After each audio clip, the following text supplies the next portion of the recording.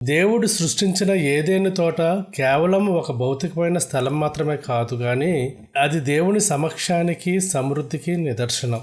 ఆ తోటను తడపడానికి వచ్చిన నది దేవుని కృపకు సంకేతం. మన జీవితంలో దేవుని వాక్యము ఒక నది వలె మన ఆత్మను తడుపుతుంది. తోటను తడపడానికి నదిని ఏర్పాటు చేసినట్లే మన జీవితంలోని ప్రతి అవసరాన్ని దేవుడు ముందుగానే సిద్ధం చేస్తాడు. నీరు ఎక్కడైతే ప్రవహిస్తుందో అక్కడ జీవం ఉంటుంది. దేవుని ఆశీర్వాదాలు మన జీవితంలో ప్రవహించినప్పుడు మనలో ఆత్మీయ ఎదుగుదల కలుగుతుంది. ఈ నది ఏదేనిలో నుండి దేవుని సమక్షం నుండి మొదలైంది.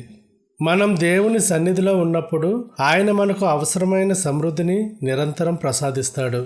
ఏదేని తోటను తడిపే నది కేవలం ఒక దిశలో ప్రవహించకుండా అక్కడి నుండి 4 ప్రధాన నదులుగా చీలిపోయింది.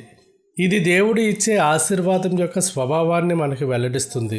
ఏదేనులో మొదలైన నది ఈ లోకంలోని నలుదిశలకు విస్తరించి సకల ప్రాణకోటికి జీవాన్ని అందిస్తుంది. దేవుని ఆశీర్వాదం మన జీవితంలోకి వచ్చినప్పుడు అది కేవలం మన వరకే పరిమితం అవ్వదు. అది మన ద్వారా మన కుటుంబాలకు, సమాజానికి, మన చుట్టూ ఉన్నవారికి విస్తరిస్తుంది. నది 4 శాఖలుగా విడిపోయినట్లుగా దేవుని కృప మనకు వేర్వేరు రూపాలుగా, అంటే శాంతిగా, సమృద్ధిగా, జ్ఞానంగా, ఆరోగ్యంగా, ఇలా వివిధ రూపాల్లో మన జీవితాలకు అందుతుంది. దేవుడు ఏదేనిను సృష్టించినప్పుడు నదులను ఎందుకు ఏర్పాటు చేశాడో తెలుసా? ఆయన మనకు అవసరమైనవన్నీ ముందే అమర్చి ఉంచే దేవుడు. మన జీవితాల్లో కూడా మనం అడగక ముందే మన అవసరాలను ఎరిగి ఆశీర్వాదాలను 4 దిక్కులా ప్రవహింపజేసే శక్తి ఆయనకు ఉంది. దేవుని ఆశీర్వాదం ఒకే చోట ఆగిపోకుండా భూమి అంతటా ఎలా వ్యాపిస్తుందో చూపిస్తున్నాయి.